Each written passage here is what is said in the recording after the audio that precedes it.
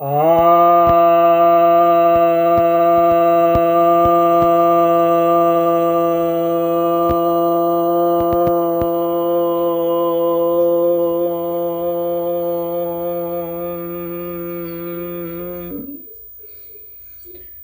सभी भक्तजनों को सप्रेम नमन।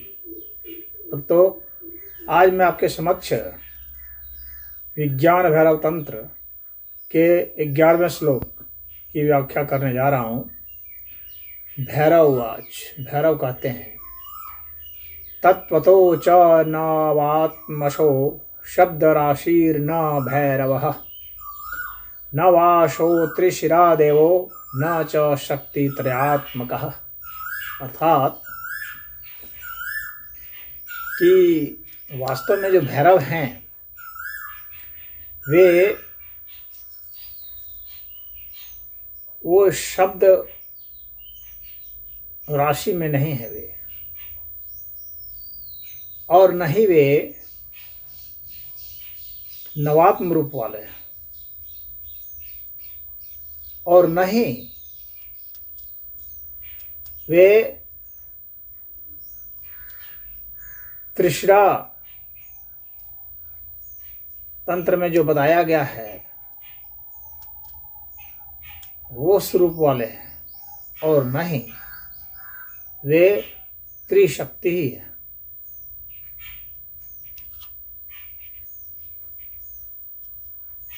अर्थात कह रहे हैं कि जो तत्व से तत्वतः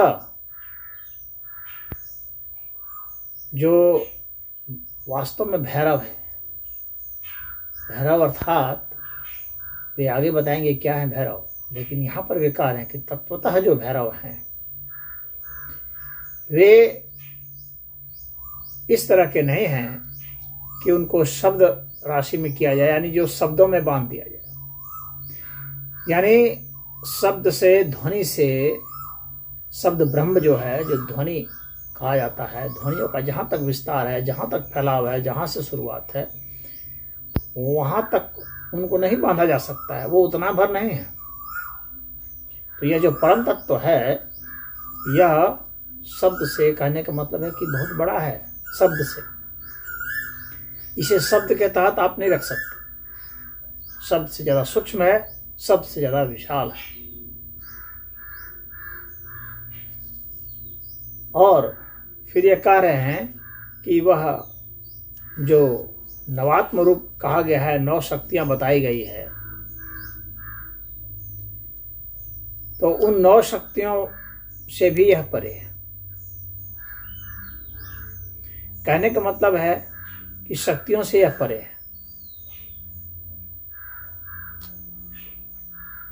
तो जो भिन्न भिन्न शक्तियां हैं, अब इसमें से जो 9 शक्ति है उसका वर्णन मैंने पिछले श्लोकों में कर दिया है, इसलिए यहाँ पर उसको दोहराना नहीं है। उन 9 शक्तियाँ जैसे कि विद्युत शक्ति हो गई, चुंबकीय शक्ति हो गई, जैसे कि प्रकाश की शक्ति है, ध्वनि की शक्ति है, जैसे कि गति की शक्ति है, क्षितिज की शक्ति है, या जो न्यूक्लियर फोर्स है उसकी शक्ति है। और इसमें 2 शक्तियों का और वर्णन है जिसका कि विज्ञान में भी वर्णन नहीं। विज्ञान में तो अभी ये 7 शक्तियों का वर्णन आया है, लेकिन और भी जो 2 शक्तियां हैं, इनको कि आदि शक्ति भी कहा जाता है, जो इन सभी शक्तियों को बांधे हुए है, और जो माया की शक्ति है।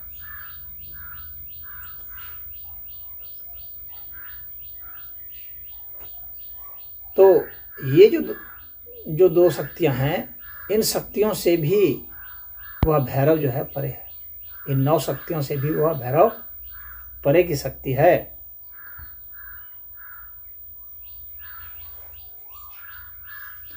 यानी परमाणुओं की जो शक्तियां होती हैं इन सब से भी परे है वह।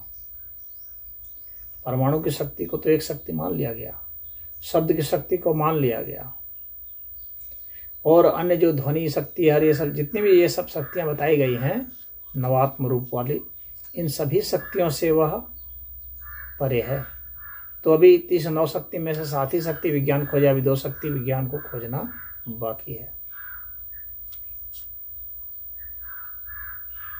और कह रहे हैं कि जो त्रिशिरा तंत्र में जिन शक्तियों का वर्णन, जिन रूपों का वर्णन है, वह भैरव वह भी नहीं है।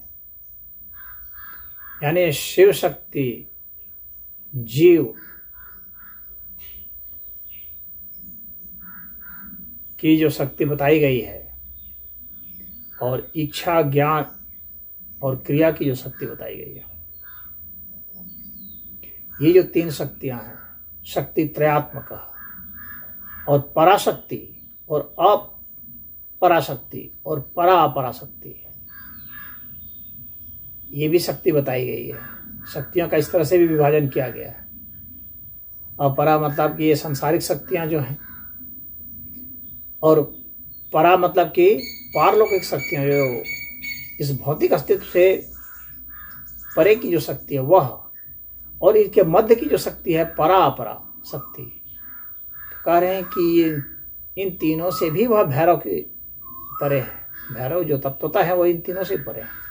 और जो हम इच्छा करते हैं, वह जो हमारा ज्ञान है, वह उस ज्ञान को जो क्रिया रूप में लाते हैं, वह ये जो त्रिशीर भैरव तंत्र में बतलाया गया है, इनसे भी वह परे है। यानी भैरव का वह परे स्वरूप यहाँ पर बता रहे हैं कि वे क्या नहीं हैं। यह बता रहे हैं कि ये सब वे नहीं हैं, इन सब से वो विराट हैं, विशाल हैं, सूक्ष्म हैं, इनका अतिक्रमण किए हुए हैं। तो यहाँ पर इस श्लोक में इतना ही बताया गया है।